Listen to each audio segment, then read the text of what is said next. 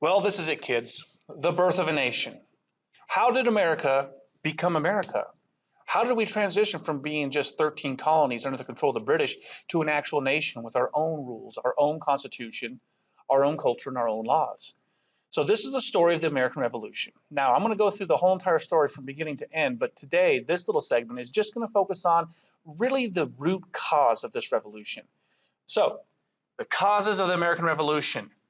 Rock on. Oh, by the way, you look at this amazing picture here. This is a famous painting of George Washington, who was our first president, and he was also the general, the commanding general of the Continental Army, which was the army of our 13 colonies against the British. This is actually a picture of a famous attack that he did. He crosses the Delaware River in the middle of the night, on Christmas night, and surprises a group of Germans who are fighting for the British in the Battle of Trenton. So this particular painting, super duper famous, super awesome, however, very historically inaccurate. And we'll talk about all those fun details when the time comes. But for now, just enjoy that amazing painting, which many of you probably have seen before. So let's get to this idea of the revolution. A revolution. Okay, just so we clear this up so you know exactly what we're talking about here. There's all kinds of revolutions. I understand that a revolution is even turning around 360 degrees. Okay, that is also a revolution. But that's not the kind of revolution that we're talking about here. We're talking about a political revolution. And this was basically a sudden change. And all revolutions are generally sudden changes where things have massive impacts on human life. There's the Industrial Revolution. There's all kinds of tech revolutions. Heck, right now we're living through another revolution right now. And the magic that I'm creating with this digital technology, which is going to be beamed to your computer from me here at school, that's revolutionary. The revolution we're talking about, though, is a revolution of how we broke away from Britain and created this awesome country, America. So, a revolution, sudden and momentous with big impacts on life. So, one of our founding fathers, Thomas Jefferson. Thomas Jefferson was a Virginia businessman, grew crops, owned a whole bunch of slaves, very wealthy. He believed strongly in this revolution, and he had a famous saying, "A little rebellion now and then is a good thing." Many of you probably agree because, well, you're eighth graders, and eighth graders think rebellion is cool. The bottom line is rebellion has to have a purpose. It has to have a reason. Rebelling for rebellion's sake doesn't make sense. But I believe it's kind of implied here that the rebellion that Thomas Jefferson's talking about is a justified rebellion. Okay, so let's go back to setting the stage here. So we talked about the French and Indian War. We talked about how there was this incredible amount of money that was poured into this war by the British, and the outcome of that would ultimately be the revolution. But leading up to the revolution, you have to ask yourself, why were Americans so resentful of the British after the French and Indian War and they started imposing these taxes? And the answer to that question really is this idea called salutary neglect. Salutary neglect is basically intentionally ignoring people or intentionally ignoring something. And the British very much intentionally ignored the 13 colonies. And the 13 colonies loved this. So the colonists enjoyed a great amount of freedom. Freedom to create their own taxes, freedom to levy them as they saw fit, the freedom to basically govern themselves. There was an insane amount of independence already in the colonies. So this independent spirit had already been built into Americans. And all of a sudden, the British pulled the rug right out from underneath the American colonists. Salutary neglect kind of sets the stage for this resentment. If you're given absolute freedom and that freedom is all of a sudden gone, well, you're not going to be happy about it. So the British used to leave the colonies alone. And really the only way the British controlled the 13 colonies here in America was through controlling trade and levying duties on trade. But the British were really lax about this. They did not do a very good job of ensuring that American traders were paying the duties that they had to export and import goods from Europe and import them to America. So the French and Indian War is really the key to understanding how the tipping point happened with the British and American colonists going at each other's throats. So the French and Indian War was insanely expensive. We talked about how it drove Britain into this deep, deep debt. And this debt was crushing. And The British Empire at the same time was going through a pretty deep recession. Of course, recession is when the economy is not doing well and people aren't making money, and therefore tax revenue is also drying up at the same time. So the British are in this situation where, hey, we paid for this war. This war was very expensive, and on top of that, we're not able to pay for it ourselves. So what's the solution? Well, the British saw taxing the American colonists as a perfectly reasonable solution because, in their mind, the French and Indian War was fought for the rights of colonists to be able to settle the Ohio River Valley. Remember, this was a war of land between the French and the British over this very, very rich and abundant land, the Ohio River Valley. And the British saw this opening up of the Ohio River Valley as a great boon to the American colonists, and therefore they should pay for it. The colonists, of course, resented this idea. They did not see this as their war, they saw it as a British war. And this is the general feeling of the American colonists. This guy is saying, leave us alone. Leave us alone, England. Great meme. Sorry to neglect. Do what you want. I don't care. And of course, it's a British guy. And you can tell he's a British guy because he has bad teeth. So in America, on top of that, like I said, we have this idea of self-governance, which was deeply embedded into our culture here in America. And this right here is a picture of what's called the Virginia House of Burgesses, which is the first democratically elected body in America. America was doing democracy before America was even America. In the state of Virginia, they elected officials to levy taxes and make the laws and the rules for their state, or rather their colony. And this situation was what Americans were used to. Okay, so this becomes the mantra of the revolution. This is like the most important phrase that would be repeated over and over again throughout the revolution. All revolutions have a rallying cry. The rallying cry of the American Revolution was no taxation without representation. So this is a concept that basically says, hey, if we are paying taxes that have been levied on us by a governing body, in the case of England, it's the Parliament. The Parliament is saying, I have to pay taxes. Well, shouldn't I have a say in what's being taxed? How much it's being taxed? How do I have to pay that tax? When do I have to pay that tax? Those are all things that Americans felt like, hey, we should have a say in. So this idea becomes embedded and becomes a rallying cry of the revolution. No taxation without representation. So don't tax me unless I have a representative in Parliament. The British saw this as absurd. They're like, no, we're England. You're the colonies. You exist to serve us. So their mind is, no, we represent you virtually. That was kind of their idea. Like, we de facto virtually represent you because you are all British citizens, and therefore we represent you since we're the British Parliament. Well, American colonists didn't see it that way. Remember, salutary neglect. They are used to doing things their own way. So these taxes, eventually the British began levying taxes, and there's a many of them. There's the Sugar Act. There's the Tea Act, which is actually a tax break. We'll talk about that when we talk about the Boston Tea Party. There's the Townshend Acts.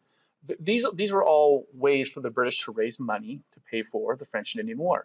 But there is one particular taxation that was very, very, very much hated. It was like the queen mother of all things that the colonists despised, and that's the Stamp Act.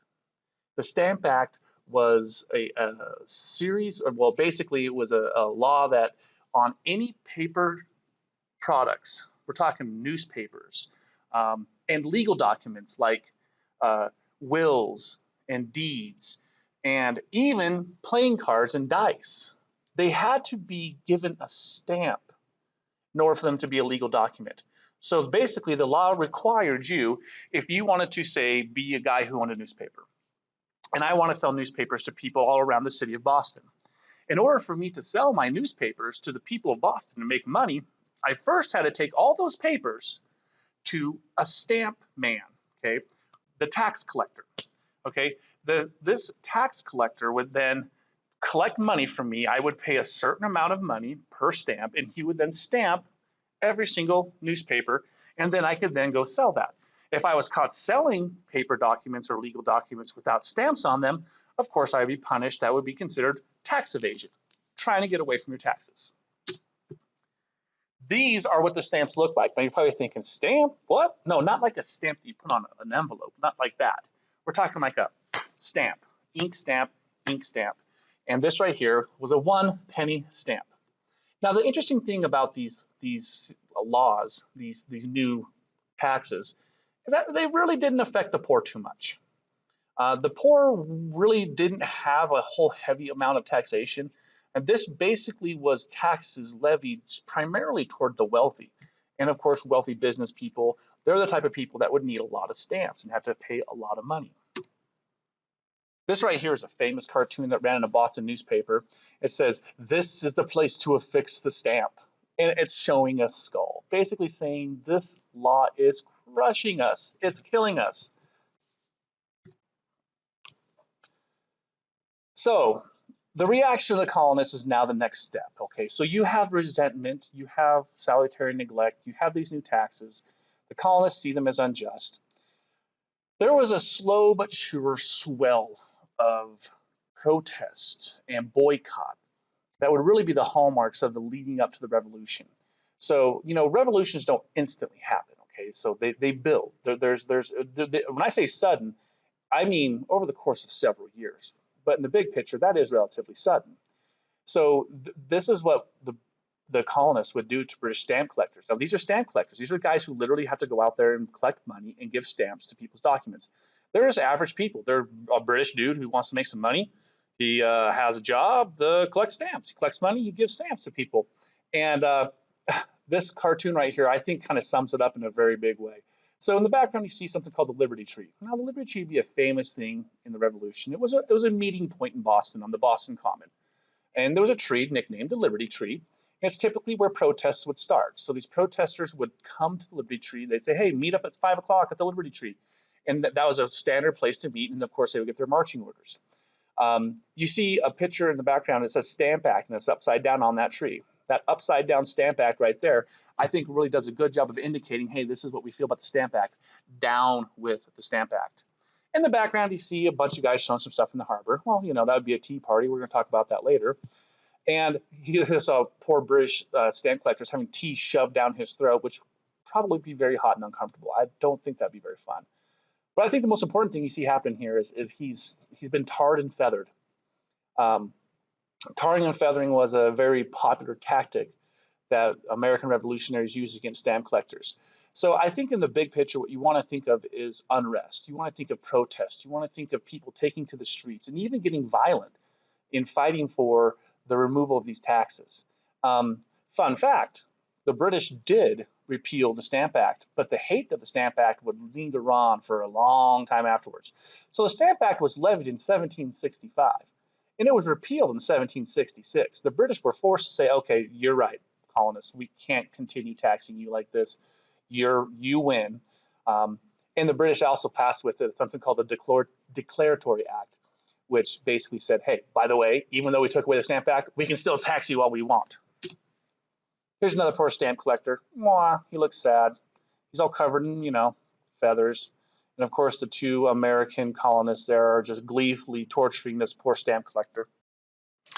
So in addition to tarring and feathering, there were some other tactics that the radical Boston protesters would use to express their dismay against British taxes and the Stamp Act in particular. This right here is an image of a man. His name is Andrew Oliver. Now, this isn't actually Andrew Oliver up on that stick. This is an effigy of Andrew Oliver. Andrew Oliver was a stamp collector and therefore a very much hated man by many people in Boston. An effigy is when you basically take a person and create an image of them, sort of like a scarecrow, something that you can beat up and torture in a protest. That's exactly what you're seeing happen here. This is Andrew Oliver being strung up on this pole, and a rowdy group of Bostonians throwing rocks at him, hurling insults, spitting on the effigy, basically expressing their hatred of him. In the end, they actually took this effigy of Andrew Oliver and hung it from the Liberty Tree and then decapitated the effigy. which sends a pretty powerful message. That's an initial protest against Andrew Oliver, the hated stamp collector in Boston, but it would take an even darker turn. So, this is what happened to Andrew Oliver's home. So, these protests would eventually lead to out and out riot and violence. And that's sort of the progression that many revolutions and many protests take. So, the organizers of these protests, what they would do is they would recruit individuals who were the roughest customers in all of Boston. They would go down to the poorer neighborhoods. They would go to the wharf where, you know, they have longshoremen and sailors who are heavy drinkers and really rough customers. And they would recruit them to come and protest with them, knowing that these people would take it probably to the next level, which is exactly what they wanted. And this is Andrew Oliver's house. This group of protesters decided they're going to basically attack his house. They kidnapped his family and tied them up, including Andrew Oliver himself. They then proceeded to completely ransack his house. They destroyed everything that they could see. They stole anything of value. They stole the furniture, his clothing. They stole the silverware. They even stole his food, and they raided his wine cellar. And of course, they drank all that wine and got even more rowdy as the night went on. They even stole the slate off of Andrew Oliver's roof. So this just goes to show what's happening in the colonies. And quite frankly, this begins to really capture the attention of the British government. They're starting to see a serious situation evolving here, and it's getting worse and worse as time goes on. So bear in mind, the Stamp Act is no longer in effect here, but the protests are still going because there is just this groundswell against the British Empire. And the desire to be an independent nation is starting to really formulate in America. But it just goes to show how revolutions can work. They often go from protest, and they evolve to riot, and then out and out violence. And eventually, it would lead to war between the British and the colonists. So this is the beginning of the revolution. It is a story of being left alone and being allowed to do your own thing. A war intervenes between England and France, and the British want Americans to pay for that war, and the taxation comes into play, and then of course the reaction against that taxation. So that's essentially how the Revolutionary War begins. The next chapter is going to be, how does the war get ignited? Because this is just the build up to it, and then there's going to be a tipping point. Every single fuse must be lit, and that's the next lesson. How did that fuse get lit that would lead to the American Revolutionary War?